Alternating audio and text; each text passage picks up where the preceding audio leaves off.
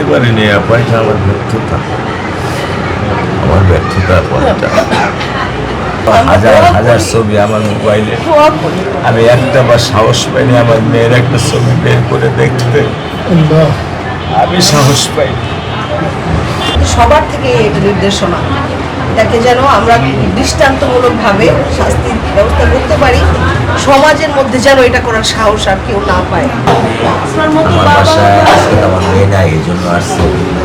কোনোদিন যদি আপনি আমার বাসায় এসে দরজা টোকা দিতেন, ও সর্বপ্রথম বলবে আসসালামু আলাইকুম, বসতে দেবে, ওর মাকে কিচ্ছু বলতে হবে না, ও এনে আপনাকে এক গ্লাস পানি দিবে, তারপরে ওর মাকে ডেকে দেবে। আমরা পারি না, এটা হচ্ছে জাতীয় হিসেবে সমাজটা ওভাবে আপনাদের সবার কাছে কৃতজ্ঞ, আপনাদের ভালোবাসার কাছে আমি কৃতজ্ঞ। আপনারা যেভাবে আমাকে সহযোগিতা করছেন, আমাদের সন্তান, আমরা এটা বিচার চাই।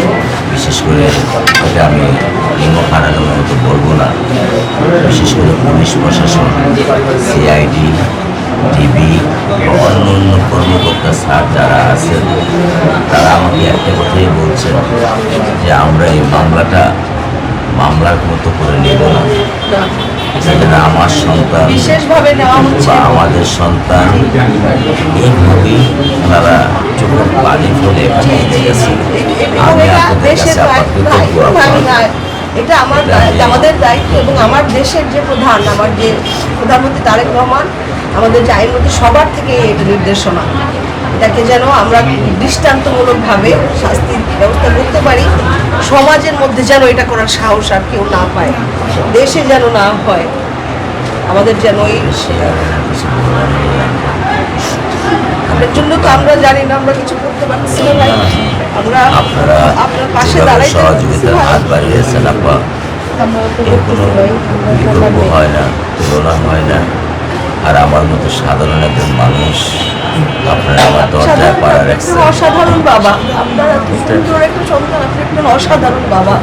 তবে এবং হাজার হাজার ছবি আমার মোবাইলে, আমি একটা বার সাহস পাইনি আমার মেয়ের একটা ছবি বের করে দেখতে, আমি সাহস পাইনি। আমার গ্রামের বাড়ি শিয়ালদি, অনেক ভিতরে, যেখানে রাতের বেলা জানাজা হলে 5-7 লোক হয়, সেখানে শত শত মানুষ, সারা দেশের মানুষ ভাই, সারা দেশের আমার মানুষ। বাড়ির গোরস্থান, যে এই গোরস্থানে হাজার হাজার মুরব্বী শুয়ে আছে, হয়তোবা এই জান্নাতের উসিলায় আল্লাহ ওদেরকে মাফ করে দিবেন। আমার মেয়ে 8 বছর আমি বুকে আগলায় প্রতিটা রাত ওর সাথে আমি ঘুমিয়েছি,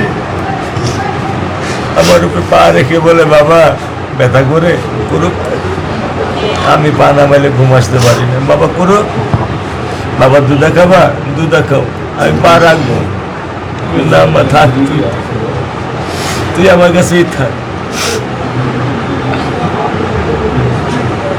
আমি আমার মেয়েকে রাখতে পারিনি পয়সা আমার ব্যর্থতা পয়সা। আমরা কঠোরভাবে এটার বিরুদ্ধে থাকবো ভাই, কঠোরভাবে এটার শক্ত যেন শাস্তি হয়, আমরা সবাই এটার জন্য থাকবো।